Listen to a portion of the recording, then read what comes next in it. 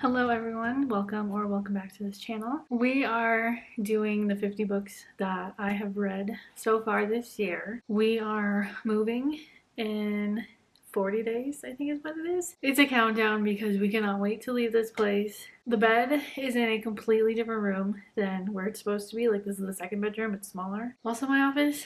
Yeah, long story short, we have had so many had to complain about noise from our neighbors. It stopped for a while. Our upstairs movers moved in, and we can hear literally every single step that they take. We can hear when they yell at each other. We can hear when they scold their kid. It's awful. We've contacted our management, and they have just been not really cooperative with it. We have another neighbor that we shared a wall with in our main bedroom, and they would just blast music. It's a whole mess. We just can't wait to get out of here. We are paddling, trying to get through day by day. I have also packed up most of my books because they were against this wall, and to move our bed in here we had to move the bookshelves. There's one currently sitting over here that has some books left over because they're like books that I want to read. And with everything going on, like I said, we were packing, and I was like, you know what, before I pack up everything, we're gonna go over the books that we've read this year. So the books are gonna kind of be in order of how I read them, but if it's like a series of books and like one book came out later than the other, I'm just going to continue in it just to kind of talk about the series. Example, in January I read Done and Dusted, Swift and Saddled, and Lost and Lassoed by Lila Sage. And the fourth book, Wild and Wrangled, came out after I had already read those and some other books, but I'm just going to go over all four at the same time because it's my video and I can do it. And we're just here to talk about books. We're going to try and do this quickly because I don't want it to be a super long video, and I only have 45 minutes, but it's already been some time. We're doing this during my lunch because the best sunlight comes in through this room. We are going to try and go through these. We'll do these two together. The very first book that I read this year, I read it on New Year's Day, was Ready or Not by Cara Bastone. The reason why I got this was because I loved the cover. It's so beautiful, the way they do the trees and the leaves behind it. But I was not expecting to be so, not like connected to a book, but just like her writing style is just so beautiful and so well done. And I was just enamored with this book. I read it the entire New Year's Day and I gave it my first 5-star. It was like a good kickoff to the start of the year, and it's just a cute little story, and I loved it, and it was so cute. I kind of want to read it again. I might reread it like next spring just because it's kind of, the cover gives me spring vibes. I'm not really a mood reader, so I will just kind of read whatever I want. But to go off this one, later in the year, Promise Me Sunshine came out. Sorry, I just about dropped that book. And this book I would even rate higher than this one. So this could be like a 6-star read, which is everyone is talking about all of a sudden. Oven's ready, so pizza needs to go in. We'll finish this one first. But the way she talks about grief in this one was kind of like how I went through with grief. Now, the grief is different. Not to like try and spoil anything, but a friend passes for her, and that's kind of like where you find her. But like the way she kind of handled grief is kind of the way I handle grief when I lost my mom when I was 19. So like that resonated with me really well, and the just grief storyline was just so well thought out and explained, and I thought that was very well done. This is a 6-star read for me, and the little story is cute. The whole like dynamic of her becoming a nanny, sorry, a fly just flew by. The whole dynamic of her like being the nanny and how she meets him and everything is just very different and something that I haven't fully read before, so this was a fun one to read, and like I said, a 6-star read. Now, I entered my cowboy romance era this year. We entered this era. We all know Daddy Cade has it out for everybody, but I think my favorite is Theo. This storyline, the beginning wrecked me. I was like, oh my god, what is going on? And I was like, this can't be true. This whole series started the cowboy romance addiction. I don't want to call it an addiction because I read these and these were all good. These were my first Elsie Silver books as well, so it was kind of like a good introduction to her, and I enjoyed that, and they were really good. And after that, I read the Done and Dusted. No, this is the Rebel Blue Ranch series, and I honestly like this one better. I feel like the writing was a little bit better. Done and Dusted is definitely my favorite out of this one. I just think it was I don't know, just set everything up right. And I loved it. However, I do love the family aspect, especially with Jasper in the third book. Like that kind of whole Taken story was really sweet. The only thing is, as I was reading this, after I read this, I needed to take a break from cowboys because, and this might be, I don't know if controversial is the right thing or if it's just kind of the whole like trope situation. I think we've all, at least me personally, I'm tired of reading tropes before reading a book. I just want to read the book and be surprised by it all because I think tropes can kind of ruin the storyline. Some of these and some of these and some of the Silver Pines books by Paisley Hope have a very lot of specific tropes in their books.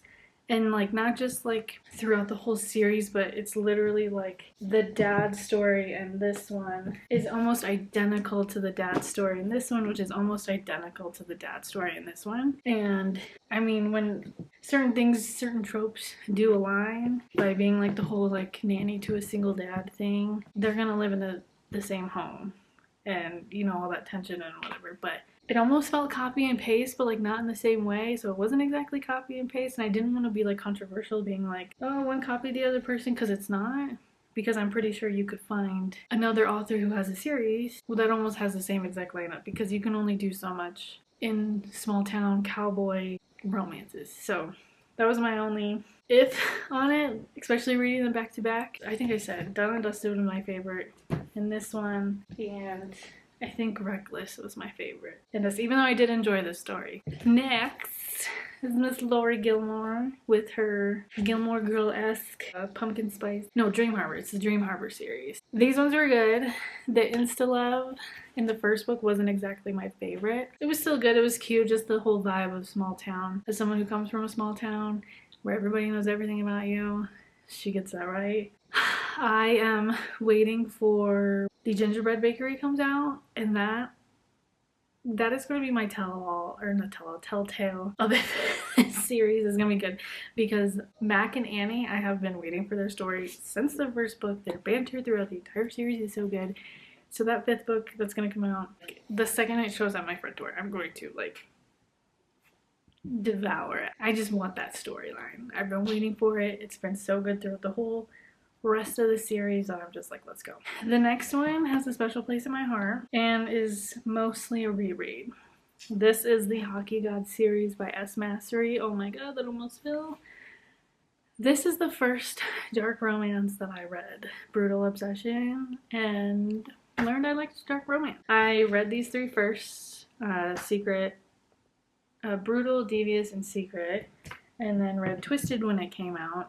And then got Fierce when it came out, but waited a year to read it because I wanted to reread everything. And it was one of those things where I didn't want the series to end because these are so good.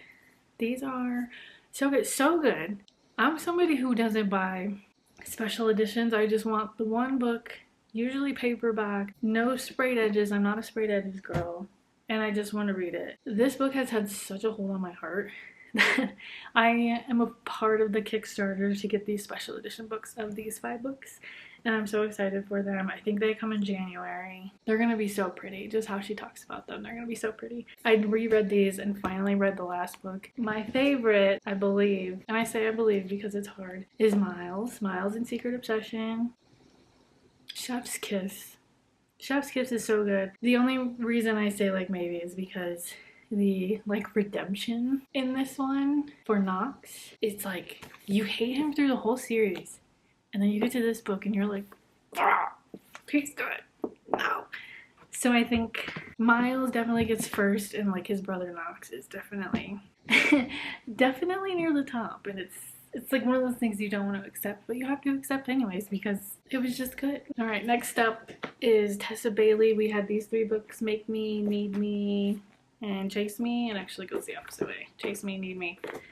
Make Me, this was just a cute little series I read. I read Wreck the Halls. Yeah, Wreck the Halls during the holiday season last year, and that was my first book by her. And I have a ton of books by her because I went on a book shopping spree a lot in the last 6 months, and I have a ton of her books just because they were available and I kind of liked her writing. And these were just easy reads. They were short. sweet, simple. The three girls are like connected. They were easy read, like I said, easy reads. I wouldn't say 5 stars. I'd say 3.5, 4, personally. But yeah, these ones were good. And just kind of like a good entry to her books because she has a ton of books. And I was like gonna do a month or two of just her books, but kind of got tired of her books. So I'm only doing sets at a time. After those, I read Training the Heart and Holding the Reins by Paisley Hope. I almost said something completely different. And then like I said, how I was rereading my last book, my 50th book, which is Riding the High, because I was sick when I read it and I didn't really remember it, so I'm rereading it again. These are good. I am also comparing these to Elsie Silver, the Chestnut Springs series, and the Lila Sage Rebel Ranch, because like I said, there's kind of some similarities between everything. But this one takes the cake. If you know, you know. Or no, is it that one? No, it's this one. The first one was okay. This one. Wade. With his new trainer. Just read it. Come back to me if you've read it.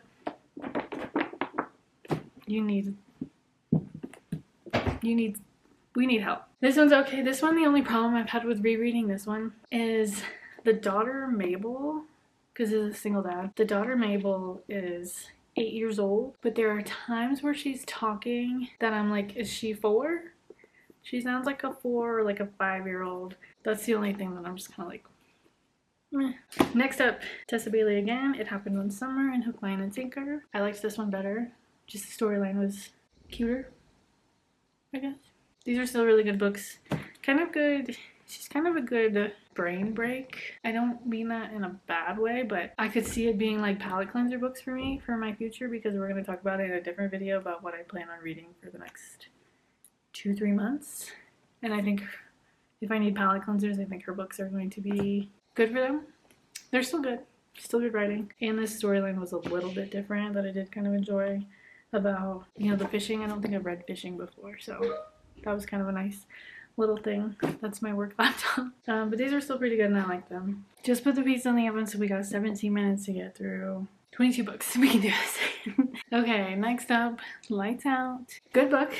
It was okay. I feel like Book Talk and Booktube and Bookstagram overhyped this. It was definitely one of those overhyped books for me. I remember finishing it and being kind of like, that's it?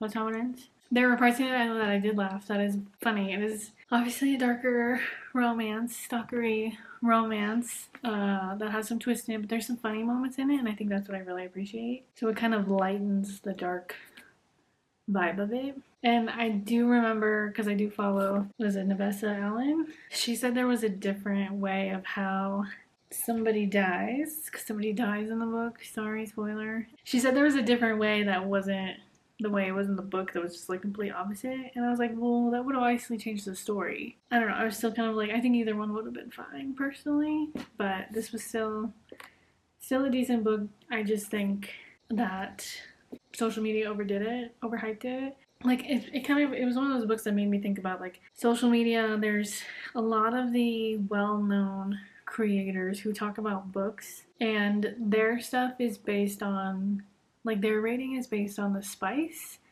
and not really the storyline. And I know that's probably a very harsh take. Come at me if you want, to each their own. There are definitely some people who were like, 10 stars, 10 stars, 10 stars. And I was like, you're only doing that based on the dark spice of it. Not the and that's fine. If that's how they want to rate books, that's how they want to rate books. But that's not how I rate books. And that's how I know not to follow those people, because I learned from this book that that's how they base their ratings on. And that's why I don't follow them. God, that was probably too much. That's a lot of tea spilling without spilling tea at all. Okay, next book. I reread First Down by Grace Riley. I think I just wanted a college book. I wasn't really reading a college book, and that's what got me into reading first. Listen, your girl went to 2 years of community college. She lived with her parents the entire time. She did not have the college experience, and I think that's why I read these ones, because I'm kind of like, oh my god, like, could you imagine if that was my college experience? I will say I'm also a person, I don't see myself as the female character. I don't see myself as the main character. I don't picture anybody, like, I don't picture a celebrity as this character either. So that may be weird, but that's me. As long as you describe the people in the book very well, I can picture everything. It's not synesthesia, because that's completely different, But I almost feel like I have that when I read, where when people are describing stuff in world building, my mind can literally like picture it in front of me visually. So that's why I don't really connect. I connect, but I don't connect at the same time. I reread this one because I wanted to, because I remember really liking it. But I think when I reread it, I forgot things about it. That kind of made me go, oh yeah, I forgot about that. But I would still probably give it about 4 stars. It was still a good read. This series is really good. The 3 brothers and the sister, I think the sister, the 4th book of this one, is probably my favorite, Wicked Serve. And just because I said I don't connect with people, but in that one I did kind of connect with her a little bit, because she was very like trying to live up to her brother, under her brothers, who are very successful, very, you know, like full ride scholarship kind of type, because like that's kind of how I felt with my sister. She is very smart and, you know, got full ride to university, and I was not. I was like a B, high B, A student, but I wasn't like her smart, getting scholarships and all that stuff. Good book. Thought it was okay. Next, 3 books by Emery Page. We have Sideline Love, Penalized Love, and Captured Love. This book I really like. I liked the storyline on this one. Same with 2. The only thing I have about her books, because they are like a little bit larger than some of the normal paperbacks, and I think the words are a bit bigger font, so like the books seem really large. So that's one thing I didn't really like about the size of the books. However, the storyline is good, but there are certain moments where it's like you need a little more. You need a little bit more, and it's in every story that you need. Like, there are some things that can be taken out and you need to add more context, or just like more stories, where some of them it almost seems rushed in the end, because they're like, crap, I've written so much that I need to sum it up and like finish it out kind of thing. They just need more, essentially. I will say this one I was not really liking the most, because it's one of those stories where it's like, okay, spoiler, he's a playboy, sleeps around. She is like a relationship person, doesn't do that, but then like just, you know, wants to have one night, but then it's like they have their one night, he doesn't cuddle with her afterwards, and she's just like, like, you can't cuddle with me? Like, what do you mean? And you're just like, girl, calm down. Calm down. Calm down. Like, you knew what it was going into it. That like kind of sets off the whole thing. But then you kind of find out that they like had been just kind of chatting regularly about random stuff, and he likes that, but like didn't want to have a relationship. But then, I don't know, I just kind of felt forced in a way. Personal opinion. Next, First Time Caller, BK Borison. Good book. Love this book. This was so good. I loved reading it. So much so that I like wanted to seek out the audiobook. I never really want to do that with people, but yeah, this one, really good. What is it, like a When Harry Met Sally retelling? I can't remember, but it was good. Cover's cute. I can't wait for the second one. And Now Back to You, I think. The like blue one. But I don't think it comes out till like February, so it's like a long time before that one even comes. But I will probably reread this before we read the next one, just because this is a good book. The next one is controversial. Deep End. Love this book. This is a good book. This is the one I put off for a while because people were giving it like such bad reviews that I was like, oh my god, like, no, this can't be true. This is Allie Hazelwood. What are you talking about? No, don't listen to people. This is where I learned not to listen to people's reviews and just read whatever the hell you want, because this was so good.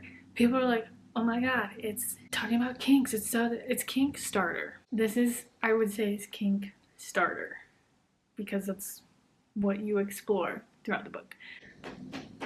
I got the audiobook to this one. The accent. It's so good. But very good. 6-star read. Allie and BK both, and probably S Mastery are, and my next book. They're like automatic buys for me because they're that good. The next one that I'm talking about is Lana Ferguson, because this book was so good. Overruled. So spicy. She's a little spicy. The only thing I will say, so I had been waiting for this book, and I follow Lana on Instagram. She, like, for the entire lead up, she would do these teaser Tuesdays, and she would do like little, you know, little inserts of things that are happening. I wish I didn't read those. And it kind of made me question about why, not like why I follow authors on Instagram, but like why I look at everything they post. I want to look at it because I want to support them. All of her teasers, I think, ruined some of this for me, that I could have gone without some of it. Her little snippets, it was like, oh yeah, I remember reading that on Instagram. And I don't want to be like that when I read a book. First time I've read anything about lawyers, and it was just, in all, very well done. Next up is another Allie Hazelwood, Problematic Summer Romance. Get out of here. This book was so good. I've never really been an age gap person, and this is I think it's like a 15-year age gap. I think she's 23 and he's 38. That's a lot. We all know this is a good book. Some people didn't like it, it's whatever. I do love the little, like, the snippets of some of her other books and how those are all connected, that it's just so cute to, like, see all of that come through and come together. Another 5-star read. Now, we talking 5 stars. And if we're talking about the favorite person I've ever read, the favorite men I've ever read, we're talking about the Windy City series. We all, everybody has read this, right? Everybody has read this. It was a reread for me, and then the first time reading Rewind It Back. Brian Shea and Isaiah Rhodes they're like battling for the top. It was him for the longest time, but when I reread, Isaiah I think took top spot, because they're that. I will say, however, good book. Hated the ending. Just because it felt like one of those did I say it in another video? Maybe I didn't post that video. I deleted a lot of videos because they didn't feel authentic and real, and they just kind of felt forced on my end, so I didn't post for a couple weeks. It felt very, just wrap it up, and just a very stereotypical ending of being like, I saw Xanders and Stevie, and I saw Indy and Ryan, and I was just kind of like, this is, I just didn't like it. I just didn't like the quick wrap up, and I was just kind of like, nah, to me. Personal opinion, but the whole series in general is beautiful. As a girl who loved Chicago, I appreciate it. Okay, the next 8 books are by the same author. The first 4 were a reread, and that is the Campus Wallflower series by Rebecca Genshak. These were one of the first, not really one of the first books I read. I would say in the first year I got back into reading, about 4 years ago. I read these and I loved them, so I was like, you know what, I'm gonna buy them. And I did. And my favorite is definitely Scoring the Player. This one is very good. Now, I was trying to remember, I was like, okay, this series is one that I love. Why is it one that I love? I read it 4 years ago, and yet I can remember it. Like, what is it about that? And I realize it is because this series is about, especially college, when it comes to college romances, this series is about, like, the main, what I would say is the main, is the 4 girls. You normally see series that are like this, for example, they're all boys. The main characters are boys that have known each other for years, and you meet the girls. This was the opposite. It was girls and, like, the found friendship and family between girlfriends and having your girlfriends who then meet their partners. And I just remember being like, that is why. That is beautiful. That's amazing. It's because the focus was on the women and who they fall in love with. So that was something that was kind of like, oh, I really love that. It's the focus on the girls and the girls' friendship, not the guys' friendship. So that was beautiful to me. The last 4, like I said, they are still by Rebecca Genshak, because I just love her books. Her writing is so, it's simple, but it's like beautiful, simple, and just fun reads. But if you read it, this book leads you to the Holland Brothers series, which is these 4 here. These ones were so good as well. I think if I had to pick a favorite, I don't know if I can. It's a pretty good tie between Playbook and Spotlight. I guess Golden Retriever Men are my thing. But they were just really well done. Cute little storylines. And the women who are written in this one, they have their own aspirations and what they want to do with their own lives before they, you know, like, the main focus isn't just to get married and have kids. Like, it's, we have jobs. We are strong, independent women who can still be strong, independent women in relationships. So we love that. But that wraps up all the books. Like I said, 50th book is currently being reread because I just wanted to reread it because I wasn't in the greatest mindset. It was just like I was sick, I couldn't fall asleep, and so I just read my book. But yeah, 50 books so far. I think my goal was 80 this year, but I don't think I'm gonna hit it. I took off August and I think I took off June. So I've taken off 2 whole months of this year to just not read. I think 50 is still a lot for me. I used to read a lot more when I lived in New York City because I did Kindle Unlimited, and I would just read on the train, and I would also read at work because I worked a retail job and my manager never paid attention, so I just read instead of doing anything else because there was nothing to do. That is the 50 books I've read this year, just a quick summary. But I gotta get the pizza in the oven and I gotta get back to work at the same time, so we're gonna do that and we'll see you in the next one. Thanks for watching, I really appreciate it. Like, subscribe, comment, all that ever, follow. Instagrams, there'll be in the bio, it's whatever, just if you want to you can, I'm not gonna pressure you. Okay, thanks, bye.